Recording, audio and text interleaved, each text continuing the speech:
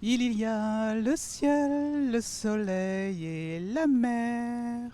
Il y a le ciel et Fabrice. Bonjour à tous, vous êtes en direct sur C17 de la plage de Rivedoux où son visage ne vous est particulièrement familier.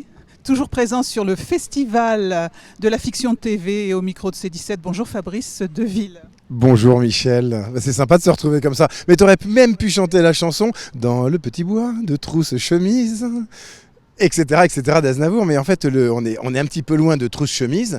Mais avec un de mes copains qui s'appelle Georges, qui est à l'hôtel Henri IV à La Rochelle, il m'a emmené faire le Moa ou un truc comme ça. C'est un courant où on se jette à un point et puis c'est le courant qui nous emmène. Oui, c'est ça. Donc ça, c'est dans le bois de trousse chemise un petit peu plus loin de l'île de Ré. Que faites-vous ici, Fabrice ? Alors moi je suis arrivé hier soir, donc en fait j'étais à Montpellier, je terminais de tourner sur la série, j'ai pris un train, ensuite j'ai pris la voiture direction l'île de Ré pour fêter les 20 ans ou 25 ans, peut-être qu'ils vont me tomber dessus les copains, mais ils sont tous derrière, en fait les 25 ans ce soir, dont Blin et Stéphane, donc c'est pour ça qu'on est une bonne quarantaine réunis à l'île de Ré ce soir et demain et encore cet après-midi.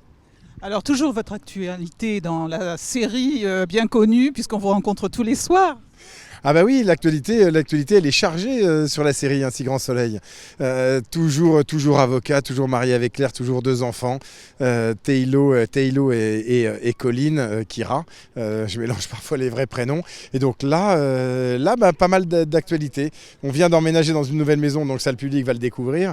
Et moi je suis surtout sur une affaire qui est compliquée parce que je défends mon premier client qui est accusé de trafic de drogue. Et en fait c'est compliqué parce que c'est mon premier client et je ne sais pas s'il est coupable ou pas. Donc pour savoir s'il est coupable ou pas, vous n'avez qu'à regarder. Suivez la série. Votre deuxième casquette à emploi, on peut dire, c'est aussi quelque chose qui vous apporte beaucoup de bonheur. Alors moi ce qui m'apporte beaucoup de bonheur, c'est la série. Et après, tu voulais dire quoi, les formations ou Oui. Et à côté, oui, j'ai toujours cette boîte de coaching. Alors c'est vrai que ça fait pas très coaching en étant là comme ça, avec mon chapeau sous le cagnard, en train d'expliquer que je fais des formations pour les entreprises. Mais oui, moi je trouve que c'est cet équilibre entre la vie en entreprise, d'apporter aux collaborateurs tout ce qui est gestion de la relation, de la communication, et puis en même temps aller sur les plateaux et apporter eh bien, du bonheur aux gens, ou pas, hein, peut-être que je les agace aussi, mais d'apporter en tout cas du bonheur et puis un petit peu de sortir de leurs habitudes en allant à Montpellier, en voyant tous les décors qu'on peut filmer. Donc c'est cet équilibre qui est bien et qui me plaît, qui me convient très bien. Le coaching, de toute façon, c'est aussi le charisme. Et pour enchaîner, votre actualité concernant la nouvelle série qui va paraître et être diffusée. Alors moi je viens de terminer le tournage avec Christiana Reali, réalisé par Sylvie M, d'un meurtre à Nancy. Alors, j'ai pas vu les images, mais j'ai eu de très bons retours. Bon, je vais pas vous dire le contraire, hein, si c'était tout nul, mais je sais que les gens qui l'ont vu m'ont fait des retours qui sont super et je forme un duo avec Christiana Reali et ça a été une rencontre incroyable, aussi bien avec Christiana Reali qu'avec Sylvie M, la réalisatrice, qui a su nous mettre en avant, qui a su filmer en même temps l'intrigue policière, mais en même temps les personnages. Et je lui tire mon chapeau. Et Sylvie, c'est quelqu'un que je connais depuis de nombreuses années. Elle a réussi à faire un beau tour de passe-passe qui fait que ça colle super bien. L'histoire est très bien. Et moi, j'ai pris vraiment beaucoup de plaisir à jouer ça. Donc je suis impatient de le voir, en fait, Meurtre à Nancy. Quel est votre rôle dans cette série ? Alors mon rôle, je suis pas commissaire, je viens de me donner un grade supérieur là. Non, je suis pas commissaire. Dans cette série, je suis capitaine, ouais, capitaine Bernier. Et à côté, on a Christiana Reali qui est commissaire. Ben oui, honneur aux femmes, hein, ce sont les femmes maintenant qui nous dirigent. Et c'est très bien comme ça d'ailleurs. Oui, la série Meurtre, c'est sur France 3, je pense, Ouais. et c'est très, très recherché, Ah oui, c'est très très apprécié. Ah oui, c'est très recherché, mais Alexis, je vais quand même vous présenter, parce que comme on est en direct, je vais quand même vous présenter quelqu'un. Si, c'est important. Allez, Parce que... allez, Alexis. Voilà, Alexis, ça fait partie des beaux parcours. Alexis, voilà, il y a Jean-Michel et Michel qui sont là. Alors, Bonjour Alexis. voilà. Bonjour, Alexis, ça enchanté. fait partie des parcours. Alors Alexis, il est vraiment avocat. Autant je suis avocat dans la série, mais là c'est un vrai avocat, donc vrai, et qui veut se lancer dans la comédie. Voilà. Donc Alexis, moi je te laisse expliquer un petit peu qu'est-ce qui t'a décidé, toi, de vouloir te dire, tiens, je continue mon métier d'avocat, attention, hein, que ces clients ne s'inquiètent pas, mais qu'est-ce qui te tente de vouloir faire le métier que moi je fais ? Allez, la comédie. Ouais. La comédie, je la joue un peu déjà tous les jours. au tribunal, hein, parce que c'est aussi, j'ai des spectateurs qui sont les juges, j'ai une audience, l'audimat qui sont en fait tout simplement les personnes qui sont là dans la salle d'audience et qui écoutent. Et puis il faut jouer, il faut convaincre, il faut voilà. Donc ce métier-là est assez proche finalement de la comédie, de l'art dramatique et autres.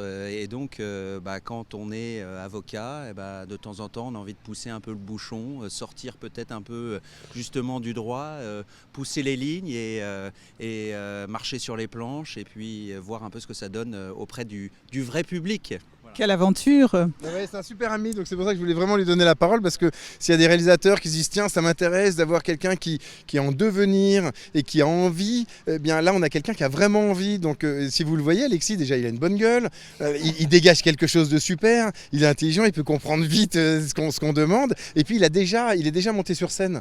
Et donc c'est des gens comme ça qu'il faut mettre en avant. Donc Alexis, s'il y en a qui sont intéressés, vous n'hésitez pas à passer par Jean-Michel. Oui, Alexis, Alexis. On va le regarder, Alexis. On va repasser la vidéo en boucle. Il y a un message de Christine de La Rochelle, de la Gerbe de blé. La gerbe de blé. Et qui vous attend bientôt. Mais oui, parce que nous on va revenir, parce qu'évidemment comme il va devenir comédien en même temps qu'avocat, on va retourner voir Christine. Christine, c'est une personne qui est incroyable. Elle a un bar qui s'appelle la Gerbe de blé, qui est juste à côté des Halles, derrière La Rochelle. Et quand je fais le festival de La Rochelle, pendant tout un temps, je faisais toutes les projections et je voyais tout le monde et je passais du temps dans les salles obscures, jusqu'à ce que je rencontre mon pote Georges, qui est à l'hôtel Henri IV, et à qui je dis écoute Georges, je passe devant toi tous les matins et je te croise le soir très tard, on n'a jamais eu le temps de se parler. Donc maintenant, je vais arrêter d'aller voir les projections, je les verrai bientôt à la télé. Et Georges m'a emmené voir Christine à la Gerbe d'Or, ou à Gerbe de blé. De blé ou d'or, tu nous en voudras pas Christine, hein. De toute façon on le rebaptisera ton bar. Et là-bas on est reçus comme des princes, comme des rois. Donc on va y retourner en septembre parce que je vais le faire venir à La Rochelle. Et donc on va retourner là-bas avec grand plaisir. On vous a vu faire du bateau, hein? Ouais, j'ai fait du bateau. Alors moi je sais pas en faire, c'est la première fois que je montais sur un catamaran. Et en fait on m'a dit, mais comme je suis à 100 kg, je me suis dit, si j'appuie bien sur un boudin, est-ce que ça se lève? Le gars m'a dit vas-y, donc je me suis mis sur le boudin, ça s'est bien levé. Et le petit, il avait 14 ans à côté, il faisait pas 100 kg, son père faisait pas 100 kg. Et ils m'ont dit, arrête, on va se renverser alors qu'il n'y a pas de vent. Donc ils m'ont demandé de ne pas trop appuyer sur le boudin, parce que sinon c'est sûr qu'on dessalait là comme des neuneux. C'est la première fois que j'en fais, et je dois reconnaître que, ah oui, je pense que je vais revenir plus souvent ici à l'île de Ré. Eh ben, c'est avec plaisir qu'on vous retrouvera. En tout cas, Fabrice, il est magnifique. On a toujours envie de le rencontrer. Merci pour ce moment passé avec vous.